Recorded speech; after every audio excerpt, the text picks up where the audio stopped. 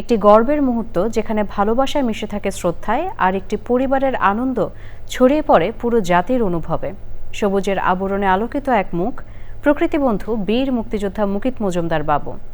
দেশের সর্বোচ্চ বেসামরিক রাষ্ট্রীয় সম্মাননা স্বাধীনতা পুরস্কার প্রাপ্তির এই সম্মান ঘিরে পরিবার, শুভানুধ্যায়ী আর বিশিষ্টজনদের মিলন যেন হয়ে ওঠে এক আবেগঘন উদযাপন।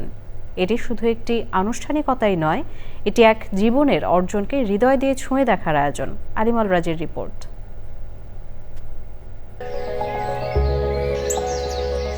প্রকৃতির রঙে রঙিন এই গল্পটা মূলত একজন মানুষের, কিন্তু তার ছায়া পড়ে বহু মানুষের জীবনে। হাতে দূরবীন, চোখে স্বপ্ন, মুকিত মজুমদার বাবু যেন সারা জীবন খুঁজে ফিরেছেন প্রকৃতির ভাষা, যেখানে ভালোবাসা মিশে যায় প্রকৃতির সঙ্গে আর শ্রদ্ধা রূপ নেয় ইতিহাসে।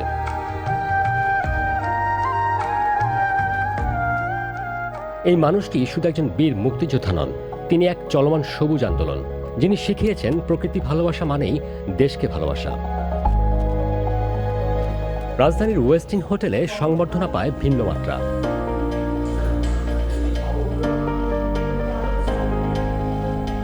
আনুষ্ঠানিকতার চেয়ে বড় ছিল অনুভূতি।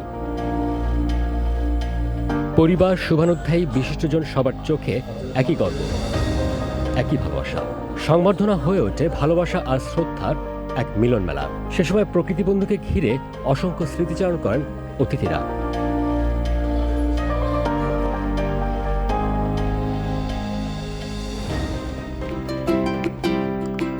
প্রকৃতিবন্ধুর নাতি কায়সান ও নাতনি কায়নাজও সংবর্ধনার আয়োজনকে নিয়ে যায় ভিন্ন এক আঙ্গিকে।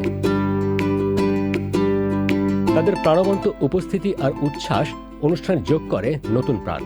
এই গর্বের মুহূর্তে পাশে ছিলেন তার কন্যা সোনালী, পুত্র আকাশ এবং জামাতা তারিফ।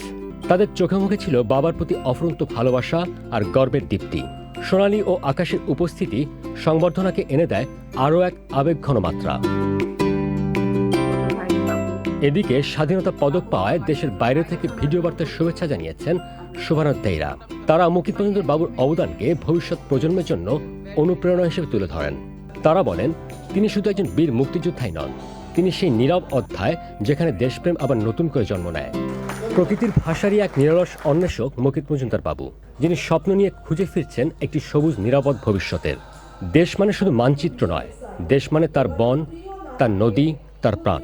নীরবে খুঁজে গেছেন প্রকৃতির ভাষা, পাখির ডাকে শুনেছেন ভবিষ্যতের বার্তা, গাছের পাতায় পড়েছেন জীবনের পাঠ।